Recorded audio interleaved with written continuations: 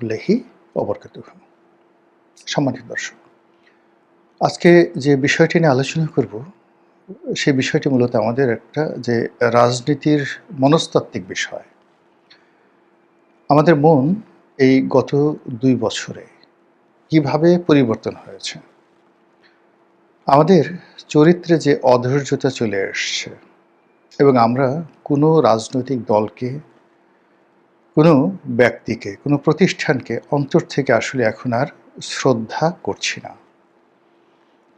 আমরা ভং করছি, ভণিতা দেখাচ্ছি, আনুগত্য দেখাচ্ছি, অতি উৎসাহ দেখাচ্ছি এবং পিছনে গিয়ে যে লোকের প্রশংসা করে এলাম জাস্ট ১ মিনিট আগে প্রকাশ্যে একান্তে এসে তার ১৪ গোষ্ঠী উদ্ধার করে গালাগাল করছি। এই বিবর্তন আমাদের দেশে শেখ হাসিনার জমানাতে ছিল না। দ্বিতীয়ত হলো যে ক্ষমতার যে একক ভরগুলো রয়েছে, সেটা সেনাবাহিনী হোক, পুলিশ বাহিনী হোক, আইজি হোক, সেনাপ্রধান হোক, প্রধানমন্ত্রী হোক, মন্ত্রী, এসপি, ডিসি, ওসি, টিওনো, এই পদগুলিতে মোটামুটি, আর ধরেন র্যাবের যদি কোনো কর্মকর্তা থাকেন, এই লোকগুলোকে কেন্দ্র করেই মানুষের ভয় থাকে, আতঙ্ক থাকে, শ্রদ্ধা থাকে এবং এই ভয় আতঙ্কের উপর ভিত্তি করে রাষ্ট্রের যে সিস্টেম সেগুলো চলতে থাকে।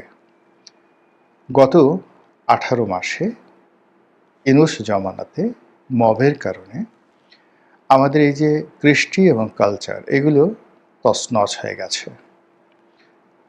ফলে আমরা স্থির হতে পারছি না, আমরা কারোর প্রতি বিশ্বাস স্থাপন করতে পারছি না এবং আজকে যে লোকটি আছে, আমরা আগামীকালের জন্য তাকে আর সেই পদে রাখতে চাচ্ছি না। এরকম অস্থির চিত্তের মানুষের জীবনে কি ঘটে এবং একটা জাতি এরকম হয়ে গেলে তার পরিণতি কি হয়, সে বিষয় নিয়ে আলোচনা করব। তার আগে শিরোনাম নিয়ে আলোচনা করে নিই। প্রথমত, এই সরকার নির্বাচিত হয়েছে ৫ বছরের জন্য। তো ৫ বছর সরকার ক্ষমতায় থাকবে, নিয়মতান্ত্রিকভাবে আরেকটি ইলেকশন হবে। সেই ইলেকশনে যারা জয়লাভ করেন তারা আবার ক্ষমতায় আসবেন। যদি বর্তমান সরকার ভালো কাজ করেন তাহলে সেই সরকারকে আমরা আবার ভোট দেব, আর ভালো না কাজ করলে আমরা বিকল্প অন্য যারা আছে তাদেরকে বেছে নেব। এই তো। কিন্তু কি এমন হয়ে গেল যে কর্মের কারণে এখন এই সরকার, বা ধরেন এর আগে ইউনূস সরকার ছিল, তাদের স্থায়িত্ব সম্পর্কে মানুষের মনে কোনো ইতিবাচক চিন্তা নেই। মানুষ বলছে, আরে রাখো রাখো রাখো, ওই শেখ হাসিনার মতো লোক মনে হচ্ছিল যাবেই না, তার মতো লোককে আমরা তাড়িয়ে দিয়েছি, তারপরে সে পালিয়ে গেছে, সে টিকতে পারেনি, আর কোথাকার কি ইউনূস। আবার ইউনূস সম্পর্কে বলা হচ্ছে, আর এই এত বড় বিশ্ব খেলোয়াড়, সারা দুনিয়া যার প্রেমে মুগ্ধ, আমেরিকা যার কথায় উঠে বসে, সেই ইউনূস টিকতে পারল না। আর কোথাকার তারেক রহমান, লন্ডন থেকে এলেন, ১৭ বছর প্রবাস থেকে এসে একটা সাজানো গোছানো একটা প্রি প্ল্যান্ড, যেটিকে এখন সবাই ইলেকশন ইঞ্জিনিয়ারিং বলছে, সেই ইঞ্জিনিয়ারিংয়ের মাধ্যমে ক্ষমতায় বসেছেন। এ কয়দিন টিকবে? মানে এখানে মাসও বলা হচ্ছে না, বছরও বলা হচ্ছে না, দিন বলা হচ্ছে। এই গেল একটা। মানে মানুষের পেছনে এই কথাগুলো হচ্ছে। এগুলোর কতটা সত্য, কতটা বাস্তব বড় বিষয় নয়, বড়টা হলো এই কথাগুলো জনমনে হচ্ছে। ২ নম্বর হলো যে বিএনপির পক্ষ থেকে যে বিষয়গুলো খুব সামনে আনা হচ্ছে, যেমন ফ্যামিলি কার্ড, অসংখ্য কার্ড, আম কার্ড, জাম কার্ড, কলা কার্ড, কচু কার্ড, ঘেঁচু কার্ড, লিচু কার্ড, হকার কার্ড, জেলে কার্ড, জাউলা কার্ড, তারপরে শেষে আরও অনেক কিছু।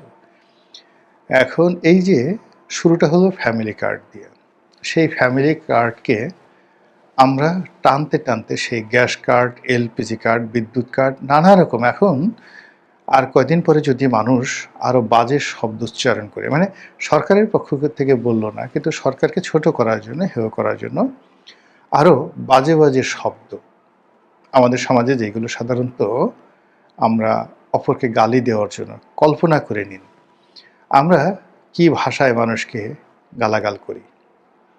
বা গালাগালি করতে গিয়ে তোকে ওইটা করি, বা তুই অমুকের বাচ্চা, ইত্যাদি ইত্যাদি যে সকল আজে বাজে শব্দগুলো ব্যবহার করি, সেই শব্দগুলোর সাথে যদি একটা কার্ড যুক্ত করে দেয়া হয় তাহলে কেমন বাজে শোনাবে একবার একটু চিন্তা করেন। এই পর্যায়ে মানুষ কিন্তু এখন চলে গেছে। তো এরকম যখন একটা মানুষ, তখন এই কাজগুলো যে হচ্ছে সেটিকে আপনি নিয়ন্ত্রণ করতে পারবেন না। এটি এখন সামাজিক মাধ্যমে চলে গেছে। বাংলাদেশের বেশ কয়েকজন গুরুত্বপূর্ণ ব্যক্তিকে নিয়ে এই মুহূর্তে ভীষণ রকম আজে বাজে, যাকে বলা হয় গুজব, যেটিকে বলা হয় সাইবার অ্যাটাক, সেটা হলো প্রধানমন্ত্রী এবং তার পরিবার। জনাব সালাউদ্দিন স্বরাষ্ট্রমন্ত্রী, তার এবং তার পরিবার। এরবারে ডক্টর মোহাম্মদ ইউনূসকে নিয়েও কিন্তু কম হচ্ছে না। মোটামুটি 4-5 জন 6-7 জন লোককে নিয়ে বিভিন্ন বট বাহিনী, বিভিন্ন সাইবার যারা গ্রুপ, তারা আমাদের পুরো সেই মানুষগুলোকে আক্রমণ করতে গিয়ে পুরো সমাজকে তারা শেষ করে দিচ্ছে। এই মানুষগুলো যাদের বিরুদ্ধে সমালোচনা করা হচ্ছে, তাদের নেতিবাচক প্রতিক্রিয়া কি হতে পারে মির্জা আব্বাসকে দিয়ে দেখেন। মুহূর্তের মধ্যে একটা মানুষ কি অবস্থা হয়ে গেল। এই কয়দিন আগে, নির্বাচনের আগে, পার্লামেন্টে রুমিন ফারহানাকে নিয়ে সেই তোফায়েল আহমেদ কত সুন্দর কথা বললেন। শান্তশিষ্ট, স্মার্ট, আধুনিক, প্রযুক্তি মনা।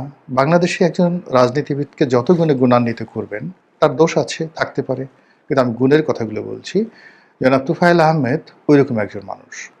স্বাস্থ্য সচেতন, নিয়মিত ব্যায়াম করতেন, বুক ডাউন দিতেন, ফিট একটা শরীর। সেই মানুষ বিরূপ একটা পরিস্থিতিতে দেখেন এখন কীভাবে শয্যাশায়ী হয়ে পড়েছেন, জীবন মৃত্যুর সন্ধিক্ষণে। তেমনি যখন কোনো একটা মানুষকে এইভাবে সাইবার অ্যাটাক করা হয়, আজকেরই এই যে আমি ভিডিওটা করছি, তখন বাংলাদেশ প্রতিদিনের একটা রিপোর্ট, সেই রিপোর্টে দেখানো হয়েছে যে যাদেরকে সাইবার বুলিং করা হচ্ছে,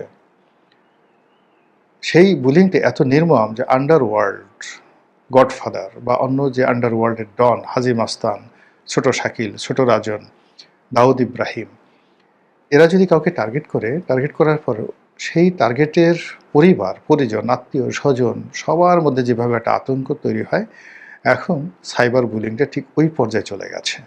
এই সরকারের বিরুদ্ধে সাইবার বুলিং শুরু হয়েছে। যাই করুক না তারা, যা বলুক, হোয়াট এভার মে বি, যত জনকল্যাণমূলক হোক না কেন, মুহূর্তের মধ্যে সেটার বিপরীতে একটা ন্যারেটিভ তারা দাঁড় করিয়ে ফেলছে সাইবার বুলিং করে, এবং তুই তুকারি করে, বাপ মা বলে, সেখানে যৌনতা এনে, অতীত ইতিহাস এনে প্রত্যেকটা মানুষের জীবন তছনছ করে ফেলছে। ইতিমধ্যে বেশ কয়েকজন মন্ত্রীকে টার্গেট করা হয়েছে এবং সেই মন্ত্রীগুলোর কর্মকাণ্ড স্টপ হয়ে গেছে। আপনি দেখুন এহসানুল হক মিলন, আপনি দেখুন রবিউল ইসলাম যে যোগাযোগ মন্ত্রী ছিল। এরপরে একজন মন্ত্রী এখন ধরেন স্থানীয় সরকার ও পল্লী উন্নয়ন যে প্রতিমন্ত্রী আছেন, তিনি জাস্ট একটু সচল হওয়ার চেষ্টা করছেন, তাকে নিয়ে ইদানিং ভীষণ রকম আক্রমণ শুরু হয়েছে। ফলে সরকারের যে সকল মন্ত্রীরা কাজ করবেন, তারা এই সাইবার বুলিংয়ের ভয়ে কথাও বলবেন না, কাজও করবেন না, শুধুমাত্র টাইম পাস করবেন। ফলে সরকারের বড় বড় প্রকল্পগুলো মুখ থুবড়ে পড়বে। প্রধানমন্ত্রীর পারিবারিক জীবন, তিনি কখনো গাড়ি চালাচ্ছেন, কখনো স্ত্রীর হাত ধরে তিনি ওয়েস্টার্ন স্টাইলে কোথাও যাচ্ছেন, স্ত্রীর মাথায় ছাতি ধরছেন। এই বিষয়গুলো আপাত দৃষ্টিতে খুব সৌম্য এবং শান্ত, প্রশংসার দাবি রাখে।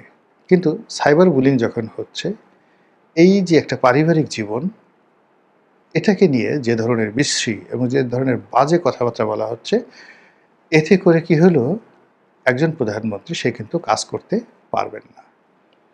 এই জন্যই বলছি যে যখন আমাদের এই সমাজ এমনভাবে উত্তপ্ত হয়ে আছে, এরা পরিবর্তন চাচ্ছে, এরা মানুষকে অপমান করতে চাচ্ছে, এবং যে কোনো সময় যে কোনো দুর্ঘটনা ঘটানোর জন্য মানুষ উন্মুখ হয়ে অপেক্ষা করে। মানুষ কোনো সুসংবাদের জন্য অপেক্ষা করে না। মানুষ চিন্তা করে যে কখন একটা দুর্ঘটনা ঘটবে, কখন একটা বজ্রপাত ঘটবে, কখন সরকারের পতন হবে, কখন সর্বনাশ হবে। অর্থাৎ আমি অপার হয়ে বসে আছি সর্বনাশের আশায়। এইরকম একটা বিশ্রী মন মানসিকতা তৈরি হয়ে গেছে গত 18 মাসে। কে দায়ী, কেন দায়ী, কিভাবে দায়ী, এই বিষয়গুলো আপনারা বের করবেন। শুধু আমি একটা জিনিস বলি, যখন কোনো বুদ্ধিমান জাতি, ধরুন আমেরিকা একটা বুদ্ধিমান জাতি, তারা আমাদের মতো জনবহুল কোনো রাষ্ট্রে আক্রমণ চালায় বা এরকম একটা জনবহুল রাষ্ট্রে